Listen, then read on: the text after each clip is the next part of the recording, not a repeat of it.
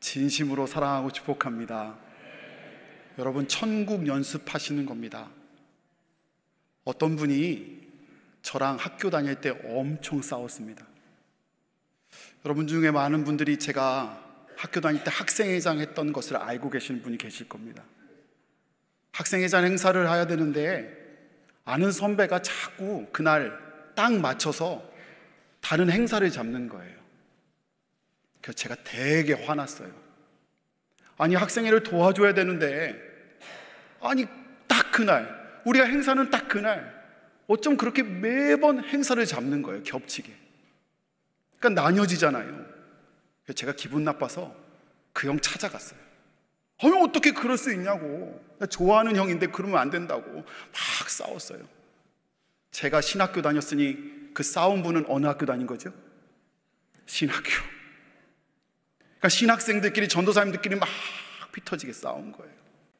근데 한참 싸웠을 때 그 형님께서 제게 뭐라고 말씀하셨는 줄 아세요? 장전도사, 왜요? 기분 나쁘니까. 장전도사 죽으면 천국 가 지옥 가 그러는 거예요. 그 물어봐서 하나. 너무 화나가지고 천국 가죠 막 그랬어요. 그랬더니 나도 천국 갈 건데. 그러면서 뭐라고 그러냐면 우리 같이 있는 게 천국일까? 이래요.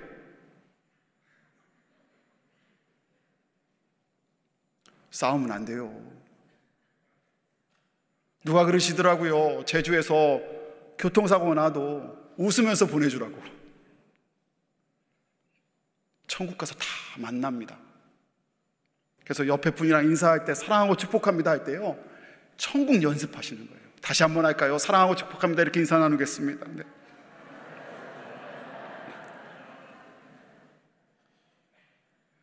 지난주 우리는 십자가 아래 사람들이라는 시리즈 첫 번째 시간으로, 기억하시죠?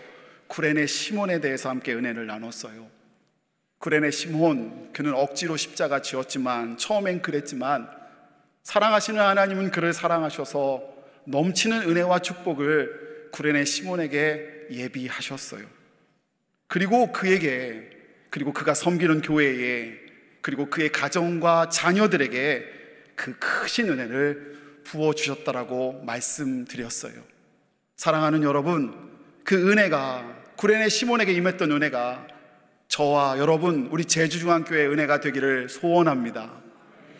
게다가요, 더 큰 은혜를 받았는데 가장 가까운 데서 십자가를 지면서 우리 구레네 시몬은 주님의 십자가가 내가 대신 지는 것이 아니라 하나님께서 우리를 위해서 대신 지어주셨다는 것을 철저히 깨달으며 주님 안에 붙들린 사람으로, 그 십자가의 은혜에 매달린 사람으로, 그 십자가 은혜로 이끌린 사람으로 살 수 있었어요.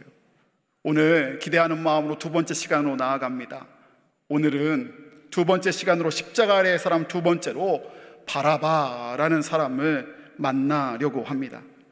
여러분, 프랑스의 철학자 장폴 샤르트르라는 사람이 있는데, 그의 말에 의하면 우리의 삶이 영어 알파벳 BCD라고 말하더라고요. BCD, B는 birth, 태어나다라는 뜻이고요.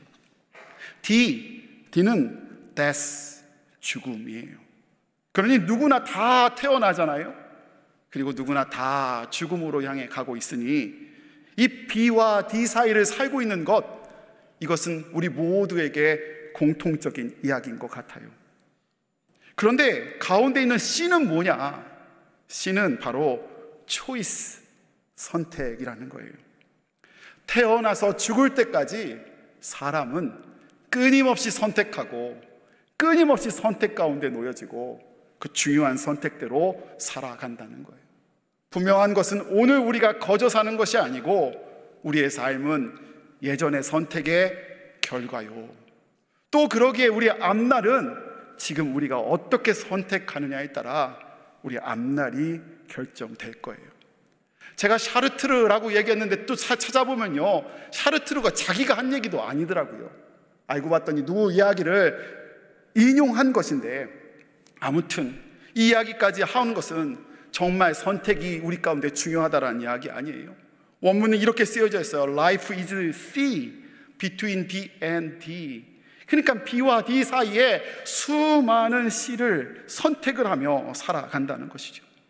성경도 이와 똑같은 말씀을 합니다.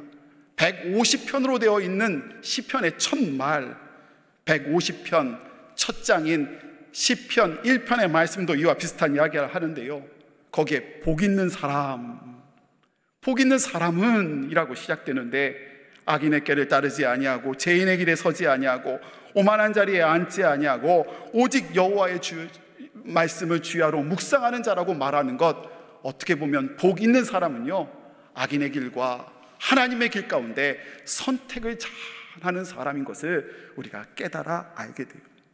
이걸 통해서 우리가 깨닫게 되는 건요, 우리의 삶이 선택이 가득 차 있는데 그 선택이 많고 또 그 선택이 얼마나 중요한지를 말해주고 있는 거예요. 사랑하는 여러분, 여러분에게 귀한 선택이 있어지시길 원해요.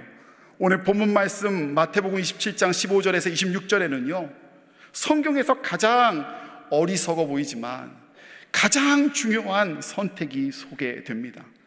빌라도, 로마 총독 빌라도를 사이에 두고요, 두 사람이 양옆으로 서 있습니다. 한쪽은 예수님이 서 계시고요, 또 한쪽은 바라바라는 사람이 서 있어요. 유대 증교자들이 예수님을 사형해 달라고 체포해서 데리고 왔어요. 그러나 로마 총독 빌라도는 이미 예수님이 선하신 분이신 것을 알고 계셨고 무죄하신 분임을, 죄가 없으셨더라는 것을 알고 있었어요. 그런데 빌라도는 정치인이잖아요. 그래서 유대인들 눈치 보느라, 다수의 눈치 보느라 옳은 것을 옳다 말하지 않고 죄 없음을 죄 없다 말하지 못하고요, 자기가 가져야 할 책임을 무리의 선택으로 돌리고 있는 거예요. 빌라도는 두 사람 중에 살릴 한 사람을 선택하라고 군중들에게 지금 말하고 있는 거예요.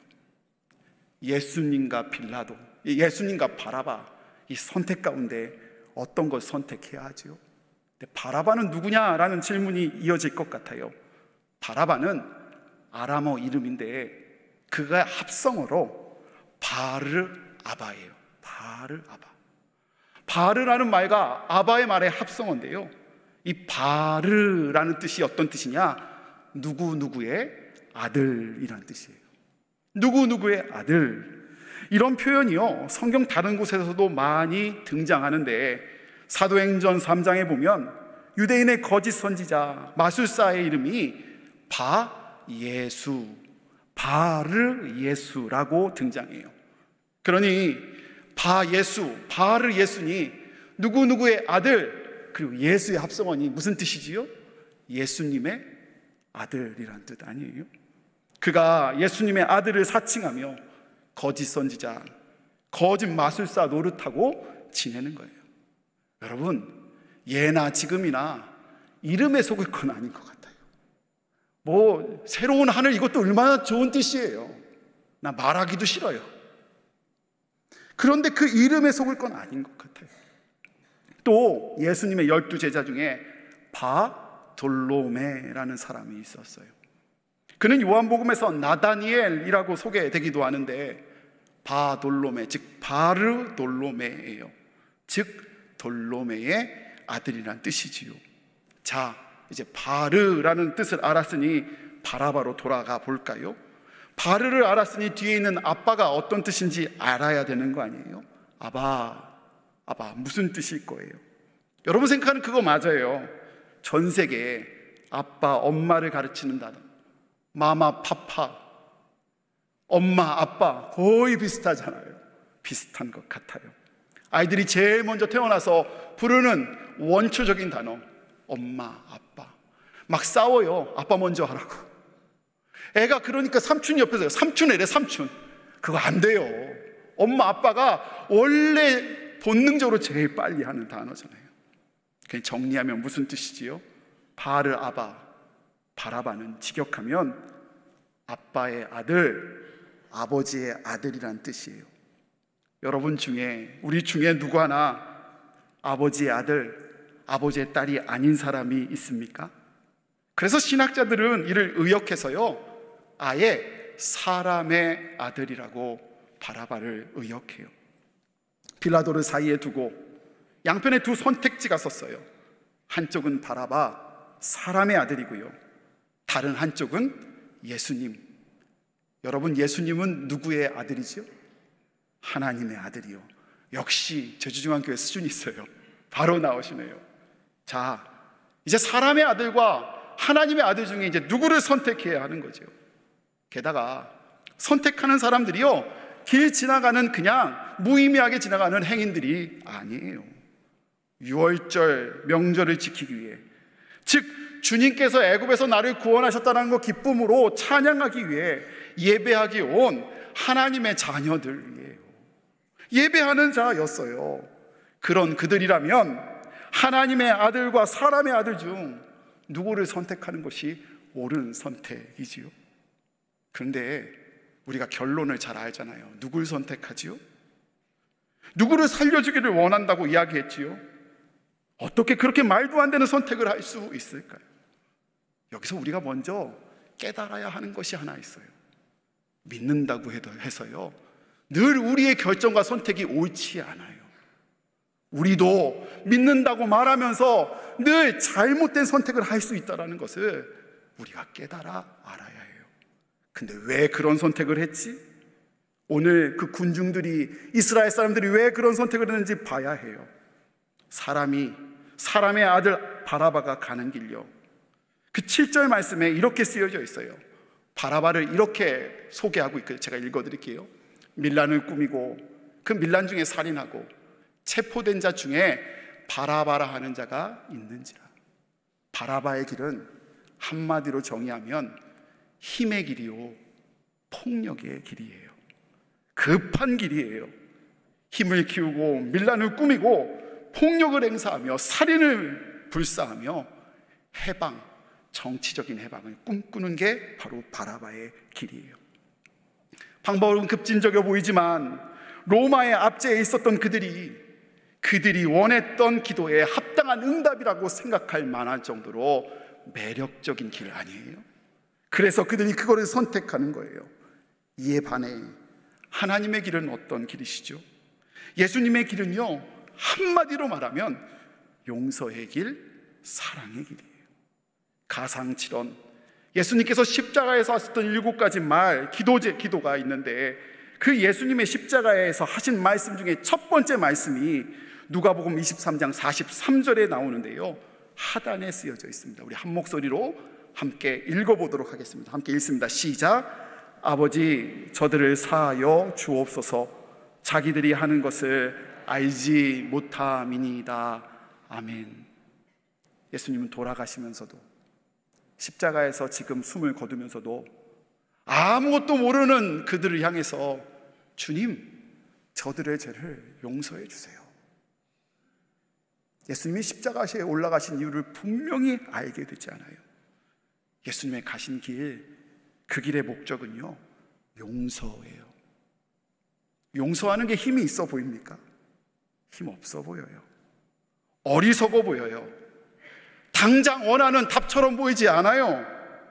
그러니 그들, 하나님의 아들, 하나님의 자녀라고 말하는 그들마저도 하나님의 아들 되는 예수님을 선택하는 대신에 바라바, 폭력의 길, 힘의 길, 능력의 길을 선택하고 나아가고 있는 거예요. 예수님이 가신 그 길, 바로 십자가의 길을 온전히 이해하지 못했기 때문인 것이고, 사실 그 길 뒤에 있는 진정한 승리인 부활, 생명 구원을 바라보지 못했기 때문에 그렇게 선택했던 거예요. 사랑하는 여러분, 용서함 뒤에 생명이 있습니다. 용서함 뒤에 부활이 있고요, 용서함 뒤에 참 구원이 있는 줄 믿습니다. 그런데 말씀을 준비하고 묵상하는 가운데 이 장면 속에 군중들의 선택만 있지 않았음을 깨달았어요. 말씀 가운데 자세히 살펴봤더니 이 장면에 아주 중요한 예수님의 선택도 있다는 것을 알게 되었어요. 예수님은 사실 십자가를 피할 수 있으셨잖아요. 예수님은 마음만 먹으면 어떻게 보면 그 순간 천군 천사를 동원해서 이 모든 상황을 정리하실 수 있는 능력 있으신 분이셨잖아요. 근데 침묵하세요. 아니, 예수님은요 아예 예루살렘을 안 올라가셔도 되는 분이셨어요. 그런데 오르셨잖아요. 그리고 그 말도 안 되는 모함과 핍박 속에도 입을 닫고 침묵으로 그 모든 것을 받아들이셨어요. 그런 의미에서 예수님이 선택하고 계시는 거예요. 예수님이 그 길을 선택하고 있어요. 그런 의미에서 바라바가 갖고 있는 신학적인 중요한 의미가 하나 있는데, 그것은 다름 아닌 바라바는 예수님 십자가에 용서하신 첫 번째 수혜자가 되는 거예요. 첫 번째 용서함 받은 자, 첫 번째로 선택받은 자, 노임받고 생명받은 구원받은 자들의, 즉 우리들의 예표가 바로 바라바인 거예요. 여러분에게는 선택이 어떤 의미로 다가오십니까? 여러 가지 중에 가장 좋은 것을 선택하는 것, 고르는 것이 선택이라고 할 수 있을 텐데요, 선택은요 뭔가를 결정하고 고르는 것이기도 하지만 바꿔 말하면 나머지 것들을 버려야 한다는 것 알고 계세요? 선택은요 뭔가를 취하는 게 아니라 그런 의미에서 뭔가를 버려야 해요. 이 분위기가 이렇게 될 줄 알았어요. 그래서 저스럽게 조금 예를 하나 들어드릴게요. 얼마 전에 한 집사님이 제게 아주 심각한 상담을 하셨어요. 목사님, 예 집사님, 사순절 새벽 기도를 결심했는데요, 사순절 새벽 기도가 너무 쉽지 않아요. 그래서 저한테 막 얘기해요. 나온다는 얘기예요? 안 나온다는 얘기예요? 지금 나오고 있다는 거예요? 안 나오고 있다는 거예요? 안 나오고 있다는 얘기예요. 그럼 제가 뭐라고 했는지 아세요? 그 집사님한테 이렇게 얘기했어요. 집사님, 먼저 드라마를 끊으세요. 집사님, 11시 후에 TV를 끊으세요. 내 눈에 콩깍지를 안 봐야 새벽 기도에 나올 수 있어요. 라디오 스타를 안 봐야 새벽 기도 나올 수 있다고요. 무슨 말씀인지 알겠어요? 이런 걸 좋아하시는군요. 바로 알아들으셔요. 예를 들면 아이들이 공부한다고 생각해요. 아이들이 공부를 결심해서 선택했대요. 좋은 대학 가겠다고. 근데 그렇게 말해놓고, 공부 선택했다고 말해놓고 여전히 핸드폰을 들고 있다면 그게 진짜 선택이에요? 공부 선택했다고 말해놓고서 여전히 컴퓨터 게임 앞에 앉아있으면 그게 선택이냐고요. 그런 의미에서요, 제가 여러분에게 권면하며 말합니다. 선택은 버림이에요. 선택은 포기예요. 본문으로 다시 돌아갈까요? 우리 예수님이 우리의 예표된 사람의 아들 바라바, 죄수 바라바를 구원하시기로 선택하셨어요. 맞지요? 그 선택을 위하여 주님이 뭘 버리셨나요? 예수님이 버리신 게 뭐지요? 예수님이 포기하신 게 뭐지요? 포기가 크면 클수록 그 선택의 가치가 클 텐데, 우리 주님이 그 죄수 바라바를 살리기 위하여 버리셨던 것은요, 죄수 바라바를 놓아주기 위하여, 한 영혼을 살리시기 위하여 버리신 건요, 예수님 자기 자신이에요. 이게 절절한 거 아니에요? 예수님은 그 선택으로 고발당하셨고 매 맞으시고요, 모욕당하셨어요. 군중들에게 외면당하셨고요. 왜 그 모진 길을 선택하셨지요? 왜 그걸 다 버리셨지요? 이유 딱 하나예요. 한 영혼을 살리시기 위해서. 그게 예수님이에요. 한 영혼 살리시기 위하여 그 모든 것을 선택하시고 모든 것을 포기하신 것이 우리 예수님이시라고요. 죄인 바라바, 온전한 사람 아니었어요. 괴수, 유명한 죄인이었어요. 그 죄인을 선택하시기 위하여 나머지를 버리셨어요. 우리의 예표라고 했잖아요. 그러니까 이렇게 적용해도 돼요? 죄인 장지원을 살리시기 위해. 죄인 우리를 살리시기 위해 예수님 자신을 철저하게 포기하셨어요. 오늘 본문 말씀을 보면요, 사실 바라바에 대한 언급이 별로 많지 않은 것을 알게 돼요. 16절에 바라바는 유명한 죄수라는 이야기 말고는 바라바의 어떤 행위도 등장하지 않아요. 성경은 십자가 이후에 바라바의 행동조차도 말해주지 않아요. 물론 스웨덴의 작가인 라게르크 비스크라는 사람은 작가적인 상상력으로 십자가 이후의 삶, 십자가 이후의 바라바의 삶을 소설로 써서 노벨 문학상을 받기도 하였지만 이건 어디까지나 소설이고요, 성경은 의도적으로 그의 행위를, 그의 말을, 그의 어떤 노력도 없음을 담아내지 않고 있어요. 왜일까? 이유는 분명해요. 그의 공로가 없다는 거예요. 그가 의도하고 그가 선택한 것이 아니라 예수님께서 하셨다라는 이야기고, 예수님이 전적으로 은혜 베푸셨다는 거고, 예수님이 그 바라바를, 죄인을 선택하셨음을 말해 주시는 거예요. 아무것도 안 하고 얻었다고 해서 값싸다고 할 수 있을까요? 아무것도 안 하고서 얻었으니 값없다고 할 수 있을까요? 아니요. 장지원 핏값이 아니에요. 예수님 핏값이니 얼마나 귀해요. 예수님이 전적으로 죽으셨으니 얼마나 귀한 거예요. 사랑하는 성도 여러분, 바라바가 구원받은 우리의 예표라고 했습니다. 하나님께서 한 영혼을 살리시기 위해 자신을 아낌없이 포기하셨어요. 바꿔 말하면 예수님께서 나를 살리기 위해, 여러분을 살리기 위해 예수님께서 아낌없이 자기를 전적으로 포기하셨다라는 말씀이에요. 이게 예수님의 철저한 방법이에요. 여러분 잊지 마세요. 예수님은 한 영혼 한 영혼을 아끼시는 분이세요. 성경에 보면 그런 이야기들이 구석구석에 가득 담겨져 있어요. 누가복음 15장에 보면 잃어버린 한 양과 남겨준 99마리의 양 이야기가 나오지 않아요? 99마리에 남겨놓고 한 마리 찾아나는 목자의 심정에 대해서 말씀하세요. 이거 뭐 강조하는 거죠? 한 영혼 중요하다고 말씀하시는 거잖아요. 그리고 여러분, 마태, 마가, 누가, 요한복음에 모두 나와 있는 오병이어의 기적 아시지요? 물고기 2마리와 보리떡 5개로 장정만 5,000명이니 한 2만 명을 먹이신 거예요. 여러분, 여러분에게 이 기적이 왜 대단하게 느껴지세요? 2만 명이 먹고 12광주리가 남아서 광야에서 그렇게 많이 먹어서 그래서 대단한 건가요? 맞아요. 그것도 대단한 거 맞아요. 그런데요, 제게는 약간 다르게 은혜 가운데 찾아와요. 무슨 이야기냐? 여러분, 저는 예수님의 마음 때문에 기적처럼 여겨져요. 기적으로 받아져요.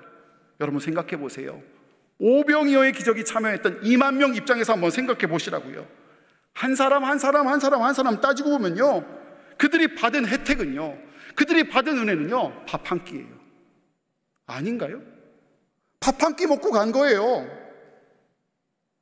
온 천하를 구하러 오신 주님이요, 그까지 밥 한 끼 굶는다고 해서 돌아가시지 않아요.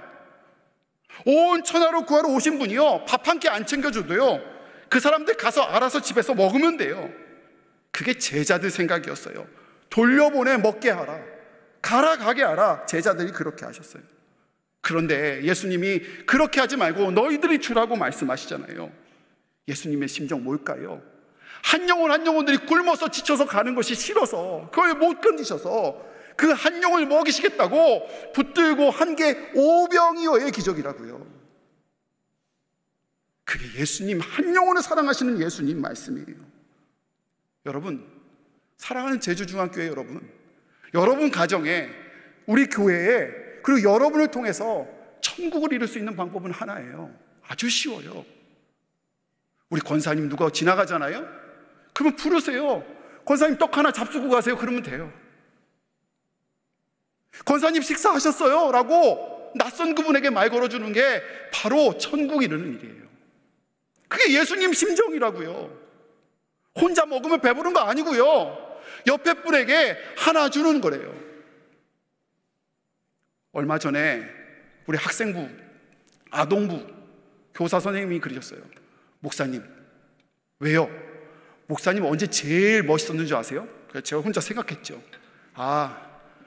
드디어 설교에 대해서 반응이 오는구나. 충청도 사람들은 집에 가서 아멘을 한다는데 우리 제주 사람들은 아멘을 다 안 해서 열심히 고민했는데 드디어 반응이 오는구나 생각해서 쫓아갔어요. 언제요? 어느 설교 때문에 감동을 받았다는 거지? 손자 마음으로요 갔어요. 근데 그분이 뭐라는 줄 아세요? 설교가 아니었어요. 목사님이 처음 와가지고 얼마 되지 않았을 때 사람들이 눈 치우느라고 막 허겁지겁하고 있을 때 제가 티를 이렇게 차고 와서 집사님 거 드시고 하세요 라고 했대요. 그때 너무너무 은혜 받으셨대요. 이거 칭찬인지 어떻게 생각해야 하는 거예요? 사랑하는 여러분, 주님의 마음은 그래요. 한 영혼이 굶을까 봐 염려하는 마음, 한 영혼이 지쳐있는 그 마음에 신경 쓰는 마음, 한 영혼이 상처있는 거에 눈물 흘리는 마음, 그게 주님의 마음이에요.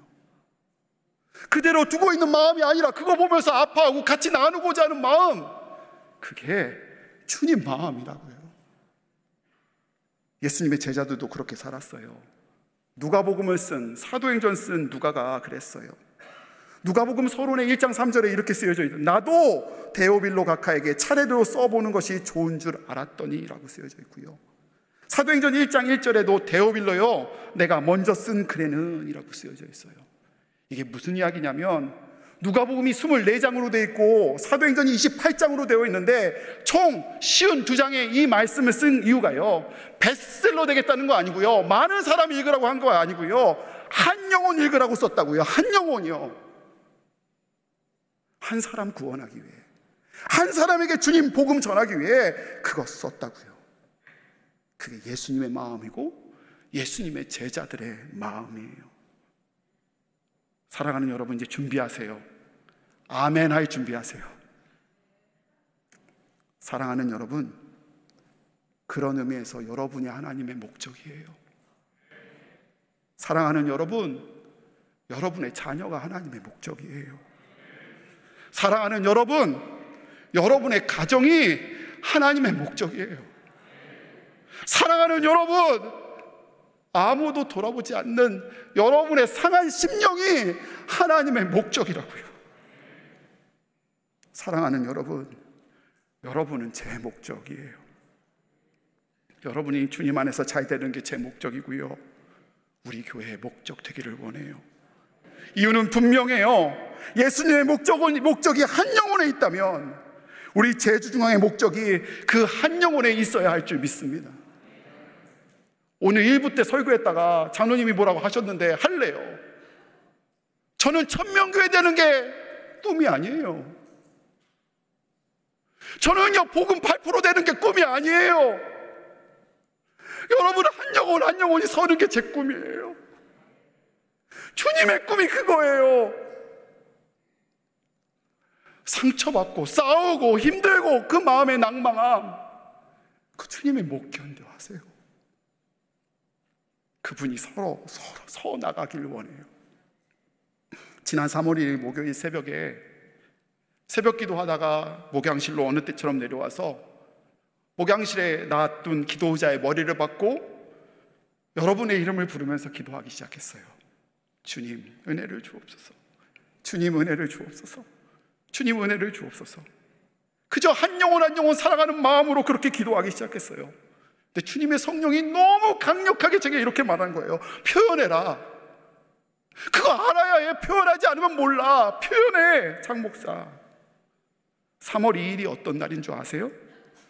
아이들 개강하여 학교 가는 첫날이에요.